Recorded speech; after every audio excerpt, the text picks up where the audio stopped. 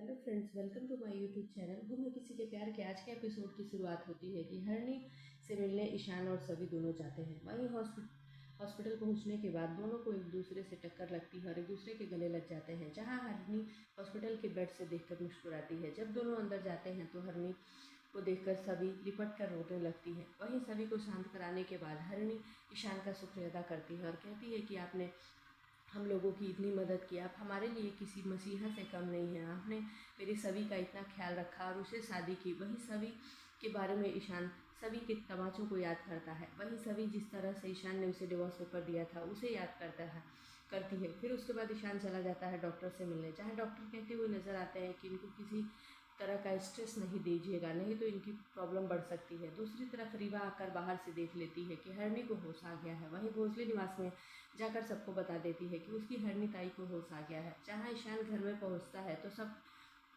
के सवालों से घिर जाता है। जहाँ अस्मिता और शिखा केवल पूछती है कि हरणी ताई कैसी हैं और सभी कैसी है। जहाँ अक्का साहब उन दोनों को डांटते हुए नजर आती है। इतने में रीवा की माँ स्वाति ईशान से सवाल करती है और कहते हुए नजर आती है कि ईशान भोसले, आज तुम्हें हमारे सवालों का जवाब देना होगा। तुम्हारे साथ हमारे रीवा का फ्यूचर क्या है, आज तुम बता दो। और जिसका जवाब कुछ ईशान नहीं देता। वहीं सभी से वो ईशान कहते हुए नजर आता है कि सभी, तुम्हें जो भी करना हो सोच समझ के करना।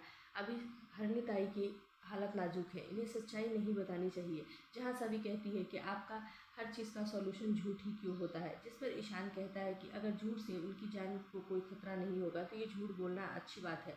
जहाँ सभी कहती है कि इसका मतलब फिर मैं आपके साथ आपके घर में चलूँ, तो वहीं ईशान का कोई जवाब नहीं होता। जिसके बाद सभी शुक्ला दादा को फ़ोन करके कहती है कि दादा, मेरे लिए एक छोटा सा घर खोजिए जिसमें मैं और मेरी ताई रह सके। वहीं शुक्ला दादा उसे आश्वस्त करते हैं कि ठीक है, मैं घर खोजूंगा।